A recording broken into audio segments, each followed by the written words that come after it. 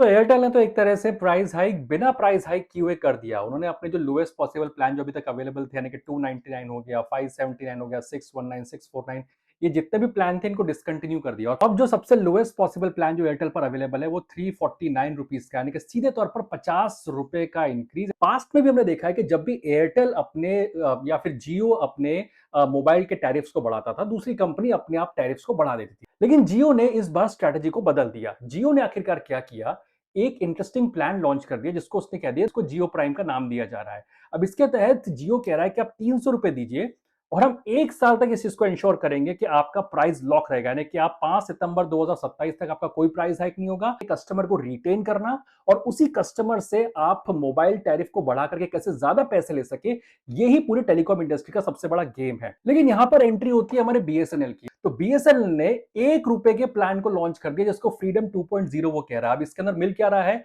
ये क्या है, बीएसएनएल कह रहा है कि हम आप मुझे 1 रुपए दीजिए, 1 रुपए आप सिम कार्ड ले जाइए और आपको 1 जीबी डेटा मिलेगा, आप अनलिमिटेड कॉल्स कर सकते हो, वैलिडिटी 24 दिन की रहेगी। लेकिन आप बोलोगे कि भाई बीएसएनएल का कोई मतलब ही नहीं है, उसको तो टावर ही नहीं आते हैं। तो आगे बता दो, देखिए बीएसएनएल इस समय पर अगले 5 से 6 महीने के अंदर अंदर 5G सर्विसेज को लॉन्च करने जा रहा है। मैंने कई सारे यूजर्स के रिव्यू फीडबैक पढ़ने की कोशिश की। कई लोग इस चीज को पोस्ट कर रहे हैं कि इन्होंने बीएसएनएल का जो 1 रुपए वाला सिम कार्ड खरीदा और इसको ट्राई और टेस्ट किया और इसकी इनको क्वालिटी काफी ज्यादा अच्छी देखने को मिली है। अब आप बोलेंगे कि बीएसएनएल में बदलाव आ क्यों रहा है, तो इस समय पर बीएसएनएल ने लगभग 1 लाख के आसपास जो 4G स्टैक्स है जो कि मेड इन इंडिया है वो डिप्लॉय की है और अगले कुछ समय के अंदर 2 लाख के आसपास जो ये मोबाइल साइट्स है, मोबाइल टावर है, इनको डिप्लॉय किया जाएगा। इतना ही नहीं, अगले 5 साल के अंदर बीएसएनएल 80,000 करोड़ रुपए इन्वेस्ट करने जा रहा है अपने मोबाइल नेटवर्क के इकोसिस्टम को बूस्ट करने के लिए। जमीन बेच करके 8,000 करोड़ रुपए जुटाने जा रहा है बीएसएनएल।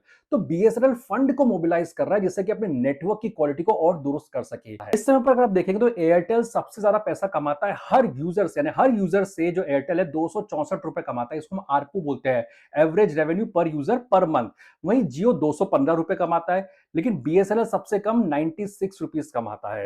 लेकिन इस समय पर बीएसएनएल 5G को लॉन्च करने जा रहा है और यही वजह है कि जियो जैसा जो प्लेयर है वो वेट एंड वॉच कर रहा है, क्योंकि अगर इस देश के अंदर एचएएल और बीईएल जैसे डिफेंस स्टॉक्स रिवैम्प हो सकते हैं, अगर इस देश के अंदर पीएसयू बैंक्स रिवैम्प हो सकता है, तो क्या ये पीएसयू जो हमारा टेलीकॉम प्लेयर है, क्या ये रिवैम्प नहीं हो सकता? कभी बीएसएनएल के साथ कोई एक्सपीरियंस रहा है तो मुझे कमेंट्स में जरूर शेयर कीजिएगा कि आखिरकार क्या लगता है, ये बीएसएनएल की ग्रोथ स्टोरी क्या रिवैम्प हो सकती है यहां से?